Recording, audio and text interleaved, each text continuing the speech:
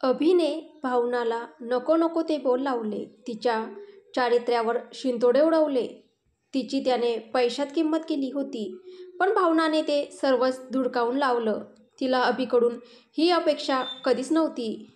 त्यानंतर त्यांनी एकमेकांशी संबंधच संपवले. अभिने तो प्रसंग घडल्याच्या दुसऱ्याच दिवशी ते शहर, तो देश सोडला. आता पुढे. पण आज जेव्हा त्याला भावना आणि मयुरीबद्दल समजलं, तेव्हा त्याला त्याच्या चूक नाही म्हणता यायचं. तो जे वागला त्याला गुन्हाच म्हणता येईल. गुन्ह्याचा पश्चाताप होत होता. पण त्याचा आता काहीच उपयोग नव्हता, कारण त्याने भावना परत येणार नव्हती. आणि मयुरीसोबत जे घडलं ते तो भूतकाळात जाऊ बदलू शकत नव्हता. हळूहळू कर, ते जळतंय. खूप आग होतंय तिथे. अनय जागेवरच उड्या मारत त्याच्या समोर बसलेल्या मयुरीला बोलतो, जी त्याच्या जखमेवर मलम लावत होती. आधी तू शांत हो. तुझ्या अशा उड्या मारण्याने मला नीट पट्टीसुद्धा करता येत नाहीये. मयुरी स्वतःला नॉर्मल दाखवत बोलते. पण तिच्या मनातील स्वतःबद्दलचा राग तिला कुठेतरी व्यक्त करायचा होता. पण समोर अनय असल्याने आणि त्यात तो जखमी असल्याने तिला ते जमत नव्हतं. उड्या मारू नको तर काय करू? किती दुखतंय ते तुला नाही कळणार. तुला थोडी लागलंय. लागलेलं तर मला आहे ना. अनय पटकन बोलून जातो. बरोबर आहे तुझं. खरंच की, लागलं तर तुला आहे. त्याचा त्रास मला कसा समजणार नाही का? मयुरी ही स्वतःच्याच विचारात बोलते. पण अनयला तिच्या बोलण्याचा रोख मात्र समजतो.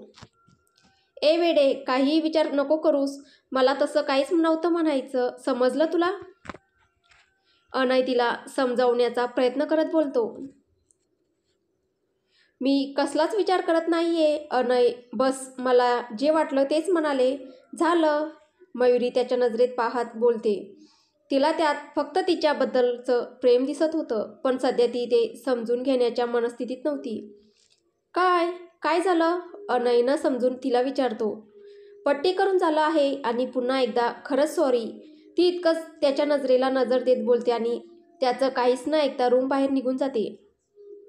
अनयच्या रूममधून बाहेर पडलेली मयुरी टेरेसवर येऊन थांबली. डोक्यात विचारांचं थैमान आणि मनातील भावनांचं वादळ. काय करावं, काय बोलावं हेच तिला समजत नव्हतं. आजपर्यंत स्वतःला एकटी समजणारी ती आज तिला माहीत होतं की तिची आई खरी कोण होती. तिच्या आईचं आणि अनयचं नक्की काय नातं आहे? का अनयने तिच्याशी लग्न करण्याचा निर्णय घेतला? तिचे वडील कोण आहे? सगळं तिला समजलं होतं. पण या सगळ्यांवर वरचढ जर एखादी गोष्ट होती तर ती ही की आज पुन्हा एकदा तिने स्वतःचं भार हरपून कुणाला तरी जखमी केलं होतं. आणि ती व्यक्ती दुसरी कोणी नसून अनय होता. तिचा अनय ज्याच्यावर ती स्वतःपेक्षा जास्त प्रेम करते. तो अनय जो तिला एखाद्या नाजूक फुलाप्रमाणे जपत आलाय. तो अनय ज्याच्यासाठी ती त्याचं सगळं काही होती. तो अनय ज्याने वेळोवेळी तिला सावरलं होतं, तिला सांभाळलं होतं जेव्हा ती भावनाच्या आठवणीत रस्त्यातच रडायला लागलेली. तो अनय ज्याने तिचा बालिशपणा, तिचा राग सहन केलेला, पण त्यासोबतच त्याला कधीच सोडून न जाण्याची धमकीही दिलेली. तिला आता त्याच्या समोर जाण्याचीही भीती वाटत होती. भीती म्हणण्यापेक्षा तिच्यात तेवढी हिंमतच नव्हती की त्याच्यासमोर जावं आणि त्याला स्वतःच्या वागण्याचं स्पष्टीकरण द्यावं. प्रेम करते ना ती त्याच्यावर. मग का नाही समजलं तिला की तिच्यासमोर उभी असलेली ती व्यक्ती तिचा अनय आहे? म्हणून का ती त्याच्या जागेवर त्या नराधमांना पाहत होती, ज्यांनी साधनासोबतच तिच्याशीही वाईट वागण्याचा प्रयत्न केला होता? का तिला तिच्या अनयचा आवाज ओळखता आला नाही? इतकी कशी ती तिच्या भासात गुंतली होती की तिला काहीच समजलं नाही. तिला तिचा अनय ओळखता आला नाही. तिच्या मनात सारखं अनयचंच वाक्य घुमत होतं. किती दुखतंय ते तुला नाही कळणार. तुला थोडी लागलंय. लागलेलं तर मला आहे ना.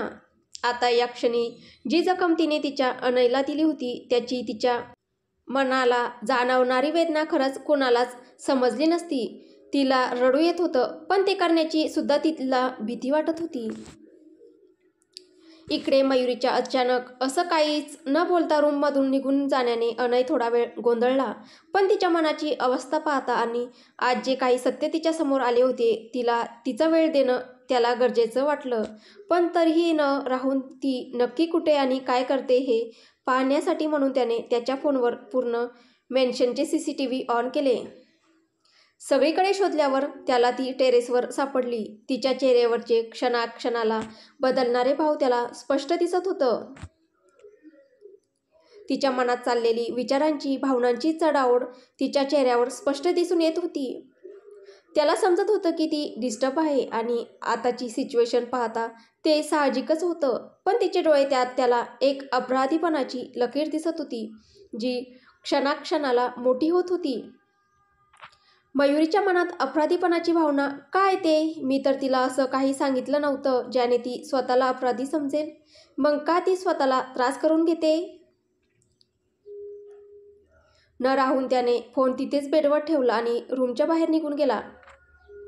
घाई गडबडीत तो रूमचा दरवाजा लॉक करायचं मात्र विसरला, ज्याचा फायदा घेऊन कुणीतरी हळूच रूममध्ये घुसलं आणि त्याने दरवाजा लावून घेतला. ती एक पूर्ण अंधारलेली जुनाट खोली होती, पण तिच्या कोपऱ्यात एक छोटासा, म्हणजे अगदीच छोटासा पिवळा लाईट चालू होता, ज्याखाली एका व्यक्तीला बांधून ठेवलेले होते. त्या व्यक्तीच्या अंगावर अनयच्या घरच्या स्टाफच्या अंगावर असतो तसाच ड्रेस होता. त्या व्यक्तीकडे बघूनच समजत होतं की तिला खूप दिवसापासून तिथे बांधून ठेवलंय आणि कदाचित त्याआधी त्याला खूप मारण्यात आले असावे, कारण त्याच्या शरीरावर जागोजागी माराच्या खुणा आणि काही जखमा होत्या. अचानक त्या खोलीचा दरवाजा उघडला आणि 2 जण आत आले. पटकन त्याचे हात सोड, आपल्याला त्याला बॉसने सांगितलेल्या ठिकाणी पोचवायचंय. त्यातला एक जण दुसऱ्याला बोलतो आणि त्या बांधलेल्या व्यक्तीचे पाय सोडायला लागतो. मला हे समजत नाहीये की बॉसने इतके दिवस याला इथे बांधून ठेवलं आणि आज अचानक त्याला का सोडताय, तेही मारून टाकण्यासाठी. मग इतके दिवस सांभाळलंच का त्याला? तेव्हाच मारलं असतं ना. दुसराही लगेच त्या बांधलेल्या व्यक्तीचे हात सोडत बोलतो.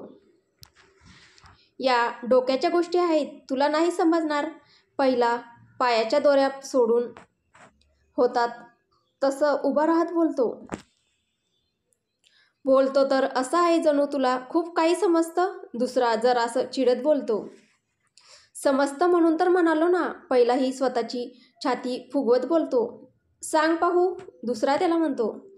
अरे, हा माणूस आपल्या बॉसच्या शत्रूच्या इथे कामाला होता, तर बॉसने त्याला उचलून त्याच्या जागेवर आपला माणूस त्याच्या जागेवर पाठवला.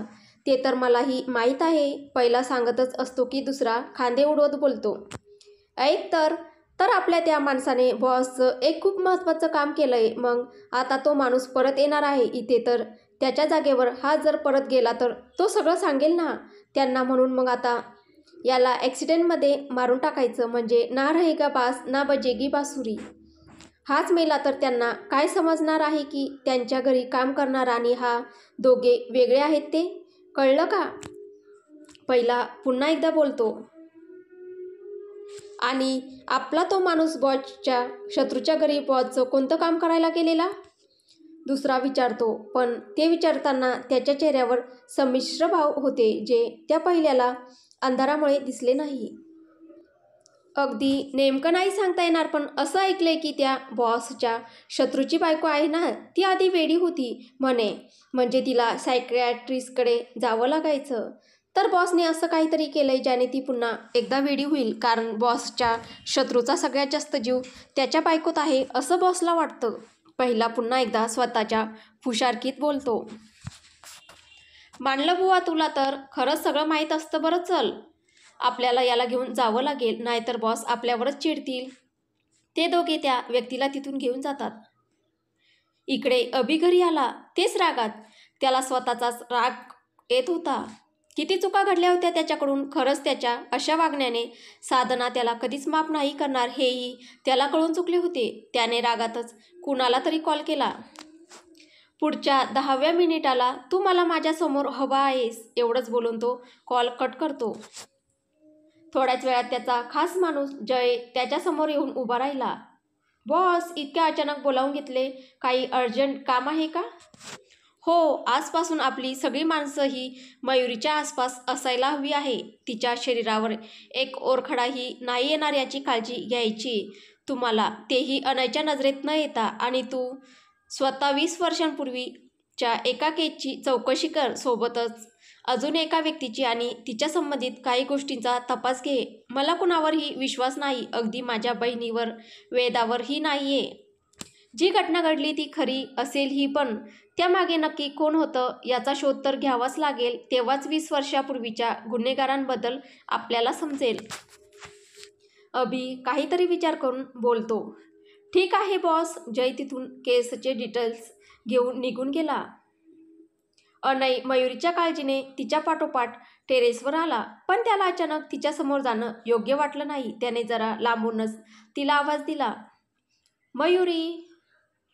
त्याची काळजीने ओतप्रोत भरलेली ही हाक तिच्या मनाचा बांध तोडायला खूप होती, पण प्रयासाने तिने स्वतःला आणि स्वतःच्या मनाला आवर घातला. आपण आवाज देऊनही ती मागे वळली नाही हे पाहून अनयला आश्चर्य वाटले, कारण आजपर्यंत असं कधीच नव्हते झाले की त्याने आवाज दिला आणि त्यावरती काहीच रिॲक्ट झाली नाही.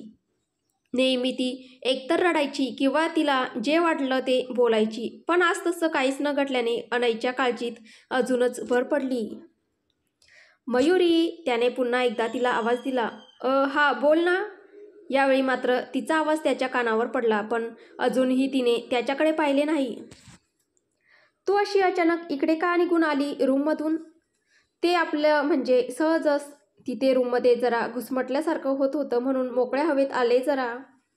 मयुरी त्याच्याकडे वळत पण त्याच्यापासून नजर चोरत बोलते.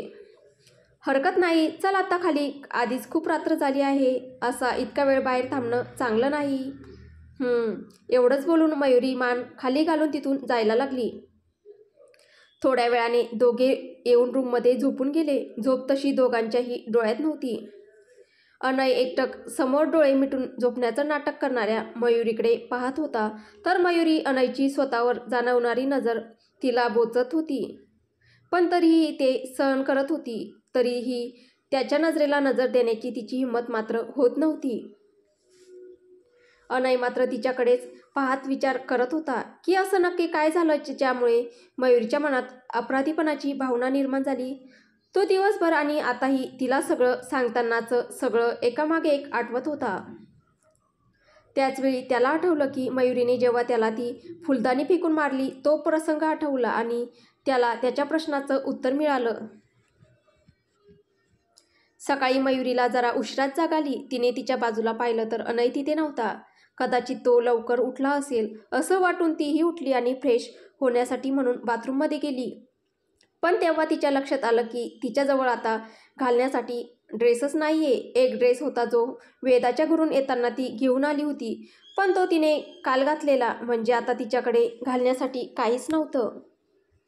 लिओ आणि कालच्या गडबडीत ती हे विसरूनच गेली होती. लिओच्या आठवणीने तिचे डोळे पाणावले, पण आता रडून काहीच उपयोग नव्हता. मयुरीने बेसिंगमध्ये चेहरा धुतला आणि टॉवेलने चेहरा पुसत बाहेर आली. तोच अनयने तिच्यासमोर एक मोठी बॅग ठेवली. हे पाहून ती त्याच्याकडे आश्चर्याने पाहायला लागली. यात तुझे सगळे ड्रेस आहेत. मी आता आणलेत. असं नाही की इथे तुझ्यासाठी ड्रेस नाहीत किंवा मी तुझ्यासाठी ड्रेस आणू शकत नव्हतो.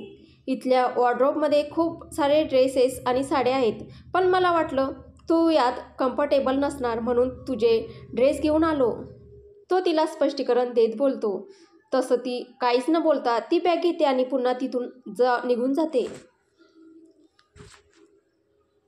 अनयला तिला बोलतं करायचं होतं, पण ती काहीच बोलत नव्हती आणि याचंच त्याला जास्त टेन्शन आलं होतं. अनय विचारच करत होता. तोच रूमचा दरवाजा वाजवला. Yes, come in. अनय बोलतो तसं आयुष आत येतो. भाई, जरा बोलायचं होतं. आयुष आत येत बोलतो. बोल. इथे नको भाई, आपण बाहेर जाऊन बोलूया प्लीज. आयुष त्यांच्याजवळ येणाऱ्या मयुरीकडे पाहत हसत हळूच, फक्त अनयला ऐकू जाईल असं बोलतो. अरे वा वहिनी, आज चक्क तू साडी नेसलीस, पण मस्त दिसते हा कलर तुझ्यावर. आयुष लगेच टॉपिक चेंज करत त्यांच्या जवळ येणाऱ्या मयुरीला बोलतो. तसं ती हळूच हसते. मयुरीने आज मस्त मोरपंखी रंगाची सिल्कची साडी नेसली होती आणि तिला निळ्या रंगाचे काठ होते. ती खरंच खूप छान दिसत होती, पण तिच्या चेहऱ्यावरची उदासीनता तिच्या नकली हसूत लपत नव्हती आणि हे आयुषच्याही लक्षात आलं. ठीक आहे भाई, तू स्टडी रूममध्ये ये. मी तिथेच तुझी वाट पाहतोय. बाय वहिनी. एवढं बोलून तो लगेच निघून गेला. तुला कॅरी करायला जमत नाही ना साडी, मग का घातलीस? अनय मयुरीला बोलतो, कारण मागच्या वेळीच त्याने पाहिलं होतं साडी नेसल्यावर तिची कशी धांदल उडायची ते. सॉरी, इतकंच बोलून ती तिथून जायला लागली. तसं अनयने तिचा हात पकडला. त्याला तिला बोलतं करायचं होतं, पण ती तर सरळ सॉरी बोलून विषय संपवत होती आणि त्याला हे मान्य नव्हतंच. मयुरी प्लीज, मी कालपासून पाहतोय तू माझ्याशी असं तुटक तुटक का वागते. माझं काही चुकलंय का? तसं असेल तर मला तू हवी ती शिक्षा दे, पण प्लीज असं नको वागूस, मला त्रास होतो त्याचा. अनय पोटतिडकीने बोलत होता. त्याला होणाऱ्या वेदना त्याच्या चेहऱ्यावर दिसतही होत्या हे मयुरीलाही कळत होतं, पण ती तरीही त्याच्याकडे पाहायचं टाळत होती. तिच्या नजरेसमोर सारखा कालचा तिने अनयला मारलं तो प्रसंग नाचत होता. सॉरी अनय, तिच्या तोंडून बस इतकंच निघालं आणि रडतच ती तिथून गॅलरीकडे निघून गेली. आता अनयचं बोलणं अपूर्ण राहिलं. मयुरी निघून गेली तसा अनयही निराश होऊन आयुषकडे निघून गेला. अनय आयुषकडे आला तेव्हा त्याचा चेहरा खूपच सिरियस दिसत होता. आयुष, काय झालंय नक्की, मला सांगशील का? तू इतका सिरियस का आहेस? भाई ते, असं म्हणत आयुष त्याच्यासमोर त्याचा आयपॅड धरतो. त्यात काल अनय मयुरीच्या मागे गेल्यावरती व्यक्ती आत गेल्याचं दिसत होतं. तू शोध घेतला याचा? अनय काहीतरी विचार करत बोलतो. हो भाई, but he is dead. Ayush मान खाली घालत बोलतो. हरकत नाही, मी माझ्या रूमचे CCTV चेक करतो, म्हणजे समजेल की तो तिथे नक्की कशासाठी गेला होता. अनयने त्याच्या फोनवर CCTV ऑन केले आणि कालची तो मयुरीच्या मागे गेला त्या नंतरची रेकॉर्डिंग सुरू केली. ती व्यक्ती आत आली. तिने सगळीकडे रूमभर नजर फिरून कोणीच नसल्याची खात्री करून घेतली आणि मग त्याने त्याच्या शर्टमध्ये लपवलेलं एक पाकिट काढून ते तिथल्याच ड्रेसिंग टेबलाच्या एका नंबरच्या ड्रॉवरमध्ये ठेवलं. त्या पाकिटावर मोठ्या अक्षरात मयुरीचं नाव लिहिलेलं होतं. भाई, त्या एन्व्हलपमध्ये जे काही असेल पण ते नक्कीच वहिनीसाठी चांगलं नसणारे. ते वहिनीच्या हाती लागण्याआधी आपल्याला. पण आयुषचे पुढचे शब्द त्याच्या ओठातच राहिले, कारण त्याच वेळी त्यांना मयुरीचा जोरात ओरडण्याचा आवाज ऐकू आला. दोघेही धावतच अनयच्या रूमकडे गेले. दद्दू आणि बाकीचा स्टाफही आवाज ऐकून तिथे जमा झाला होता. तर पुढे काय होईल हे आपल्याला पुढच्या भागात पाहायला भेटेल. तुम्हाला ही कथा कशी वाटते आहे कमेंटद्वारे नक्की कळवा आणि कथा आवडत असेल तर व्हिडिओला लाईक करा, शेअर करा आणि चॅनलवर कोणी नवीन असेल तर चॅनल सबस्क्राईब करा. धन्यवाद.